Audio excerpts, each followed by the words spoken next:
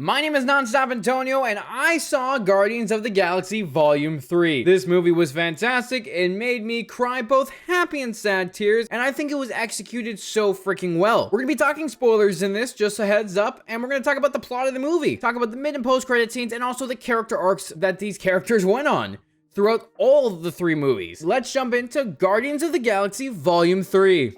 Welcome to Nonstop Antonio, where I talk about everything nerdy. I love Marvel, DC, and anime, and if you do too, I hope you enjoy this video. I think Guardians of the Galaxy Volume 3 was done so freaking well, especially because they were able to incorporate stuff from the Avengers movies as well. Unlike Thor Love and Thunder that kind of skipped over all that character development for Thor in both movies, Guardians of the Galaxy 3 actually continued from what happened. They mentioned Peter Quill destroying the universe in a sense by punching Thanos when he couldn't control his anger. They referenced the magical mountain, which is Vormir, and where Gamora got sacrificed, and also Natasha for the Soul Stone. They also passed Gamora in this, which, you know, she came from Endgame, and they didn't get rid of her. I mean, they probably couldn't have, but I still like how they incorporated her into the movie and how Peter Quill was obsessed with her. And how he kept saying that, oh, you just don't have your memories from before, when it's literally a different version of the woman he loved. But I think that was him suppressing his emotions. He couldn't move past the fact that he lost her because he kept saying that everyone around him dies. And it took him the whole movie to kind of move past where he felt and accept that this Gamora is not the same Gamora, but they kind of have a good moment near the end of the movie where you're like, oh, is there something there? Is there a chance? But then she goes back with the Ravengers to her new family. I also really like how this movie focused on Rocket Raccoon. We got his backstory, and we also got him calling himself Rocket Raccoon. He accepts that he's a raccoon, which is all because he saw these baby raccoons that were about to get experimented on and said raccoon on them from North America. And I think that was done really well, showing he's accepting who he is and he's taking that name and owning it. He also had a freaking traumatizing backstory where he was experimented on and turned into what he is. He was just a little baby raccoon who was turned into some cybernetic monster in a sense. But he also had other robotic animal friends as well until they got shot and murdered in front of him when he tried to escape with them, which was so freaking dark, and I did not expect. It made me cry because it was such an emotional moment to see where Rocket came from and what he endured. It also adds so much to the story from Endgame because he lost his first family. And now imagine how Rocket was feeling after he lost all the other Guardians when the snap happened. He would have been devastated. It was happening again. He was losing his family. I also love how they added Cosmo into this. I wish we got her a little bit more of her because I just like Cosmo as a character, and it would have been cool to see her running around. There is a chance we might be able to see her later on in the future because it looks like she's part of the new team by the mid-credit scene. Also, Will Poulter as Adam Warlock was a lot of fun. I mean, he's a little bit of an idiot in this, like way more than he is in the comics. But I think it's still cool to see where they're going because in the comics, he's attached to the Soul Stone, the Magus, who is an evil version of him, who runs the Universal Church of Truth, which if you've played the Guardians of the Galaxy game, you'll know who that is. And I think it's really interesting what they could do with him in the future, and I'm kind of hoping as we progress through the MCU, he'll be less stupid. But I did like how he was portrayed in this movie because he is freaking strong. He survived multiple explosions. And I love how by the end, through this, he's trying to kill the Guardians throughout this entire freaking movie. Gamora saves his life by not leaving him on Counter-Earth. And then at the end, when they could have literally left him to die on the High Evolutionary ship when it was blowing up, Groot takes him and says he deserves a second chance because everyone does. And that's where he kind of realizes, oh, these guys might not be that bad. And I like what they did. I really like what they did. Because it shows that, you know, the Guardians themselves all got second chances. Look at Nebula. She was a freaking assassin killer. They gave her a second chance. And now she's going to be the leader of nowhere, trying to give people a better life. This movie had a lot of fun moments too, with the Guardians bickering back and forth like a family, which is like, these are just fun moments where they feel like a family. They're arguing back and forth. They're having these fun moments, but they're also ultimately caring about one another because they're worried about each other, especially with Peter Quill and Nebula, who care so deeply about Rocket after he almost dies. Adam Warlock came in, wrecked the Guardians, almost kills Rocket, and then it sets up the whole plot of the movie to go save Rocket by going after the High Evolutionary and trying to find the information that to stop the kill switch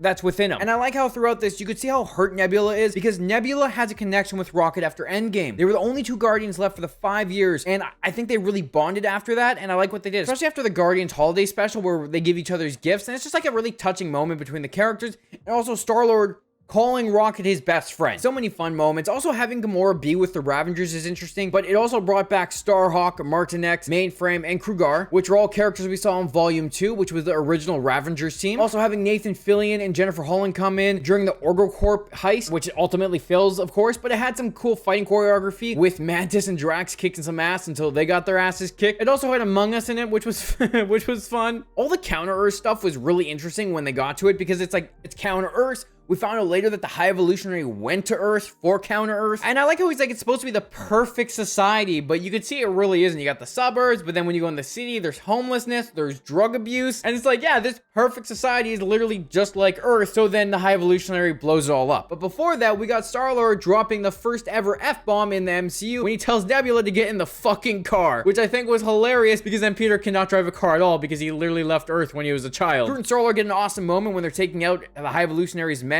with this really cool standoff, and then jumping out the ship and flying. Because then they find the kids on the High Evolutionary ship, which turns around and they're like, well, we have to save these kids. We're not going to leave all of them to die, because if they leave them for the High Evolutionaries might just blow up their planet like they just did with Counter-Earth and kill all these people. Which it shows that the Guardians are good people, and I really like how they play that, especially because of where everyone came from. Peter Quill got abducted when he was a child. Nebula was tortured as one. Drax had his whole family killed by Thanos. Rocket was experimented on. Groot is the last one of his kind, and Gamora comes from a past that she can no longer return to. So just really well done, showing how these characters want to save who they can save. Also, when they had the obelisks, whatever, however you pronounce that, the big like tentacle guys that we saw in Volume 2, was interesting, because I like how Mantis is able to tame them in the sense, and then Nebula, Drax, and Mantis ride them and meet the rest of the Guardians when they're assaulting the ship, which I thought was really cool. That was a really cool moment. And they're like, hey, didn't we look cool coming in on these? And I love how when Rocket realizes there's other people on the ship with the High Evolutionary, he's like, he turns around and goes to save them, and all the Guardians have a really cool badass moment where they all walk into the fight. And we get an awesome scene where the fight choreography is on point, having all the Guardians play off one another. Like, Nebula gets beat to shit, but she like snaps her body back and continues fighting. Gamora slices a couple guys in half. You have Groot like stabbing his arm through a bunch of enemies, and then Rocket running along it while shooting them. Just a really cool, like almost one motion fight scene, which I love. Also, just like everything that had to do with Rocket's backstory was so well done, especially when he was on the brink of death before the assault on the ship, where he sees Lila and he sees Teves and Floor, and it looks like he's gonna die. And I love how Lila's like, we're flying, we see the sky, and Rocket's like, he wants to go see them. He wants to walk through the afterlife to see his friends. And she's like, it's not your turn yet, it's your story. You're not done yet. And it's just like a really good moment, because he's not dead yet, but he still has so much to live for. And I love the moment after he came back to life when Nebula heard, because she broke down. And I was like, you don't see that with Nebula. She looks like this really hard exterior, but then she broke down because the one family she had for 5 years is alive. So good. Love it. Assassin with a heart. Oh yeah, I forgot. We had Howard the Duck come back. Did not expect to see him. I mean, like, it makes sense, but I totally did not expect to see him. It's awesome to see Howard the Duck. Can we get another Howard the Duck movie? And like I said earlier, when Rocket finds all the baby raccoons, I thought that was a really good moment, because you see all the animals and he's about to leave and he's like, I can't leave them, because he was an animal that was experimented on. And then he fights the High Evolutionary, and all the Guardians come and kick the High Evolutionary's ass, which was just a great sequence overall. And then all of them coming back with the animals, running to save them. Cool. They saved all the animals. And then Peter Quill almost dies. He seriously goes back to get his Zoom. He drops. And I was like, did they just kill Peter Quill when he was saving his Zoom? It's like, did Peter Quill really just die saving an MP3 player? Luckily, he didn't, because Space Jesus goes and saves him. It was such an interesting moment, because it looks like he's gonna have this really badass moment, and then he almost dies, and I'm like, what the fuck just happened? Like, are we really about to lose Peter Quill? We didn't somehow. And, you know, everyone got a happy ending. Like, this is the first time something ended where we actually got a proper happy ending. The Guardians split, but it was still a really happy ending. You have Gamora going back with the Ravengers, who seem to be her accepted family, because they all give her a hug when she comes back. Peter Quill's going to Earth because he's done running from his mother's death, and he's gonna go see his grandfather. Drax is gonna be the dad of nowhere to take care of all the kids, because he can speak their language, and he was a dad, so he knows how to be one. And Nebula becoming a leader so that she can give these kids a home that she never had, because she was raised by Thanos. Having Mantis wanting to go off on her own to figure out who she is, because her whole life she was being told what to do by Ego, and then being told what to do by the Guardians. And then the Guardians making Rocket, the leader of the Guardians, was such a good moment because of where Rocket has gone. He went from someone who didn't want to be part of a team, who just kind of escaped prison with them, to finding this found family and now being the leader of their team. Also, I like the fact that Groot said, "I love you guys." That's us understanding what Groot's saying, because throughout the whole movie, Gamora couldn't understand him whatsoever until the very end. Peter going to see his grandfather was a nice touching moment because his grandfather recognizes him right away as Peter. His grandfather's name is Jason Quill, which I kind of think is a reference to Jason Spartax, which is his father in the comics. Also, the ending was just really wholesome with all the Guardians that were still on nowhere dancing and having a good time with all the kids they saved. I just really like this movie. I like what they did. But like I said earlier about the character arcs, every character in this movie had one, because they have been doing stuff to develop their characters ever since Volume 1. And that counts the Avengers movies as well. Star-Lord always running away from his mother's death, being off in space, never returning home, and then dealing with Gamora's death by projecting it onto the past Gamora, and then finally being able to move past it at the end, leave Gamora behind and going home to see his grandfather. Having Rocket Raccoon come to terms with who he is, accepting that he is a raccoon and he's Rocket Raccoon, and also becoming the leader of the Guardians. Even Kraglin, he got Yondu's fin back in Volume 2 and he couldn't use it throughout this entire time, and he finally learned how to do it. When he saw Yondu, we got a cameo from Dead Yondu saying it's in the heart, and having him finally realize how to use the little needle that goes around and kill everyone, I thought was really good, because I did not expect to see Michael Rooker appear in this movie. Drax is no longer Drax the Destroyer. Now he's a dad for all these kids on Nowhere to make sure they have a proper home, especially with Nebula, who also came from being an assassin, a killer, a weapon used by Thanos, to being this leader of Nowhere who wants to give these children a home that she never had, which I think all these characters came from something, and they all grew. And they got older and they figured out what they wanted to do. And the mid-credit scene, the post-credit scenes were also really cool, so let's talk about it. Because the mid-credit scene was fun. Seeing Rocket being the leader of the Guardians, having Cosmo,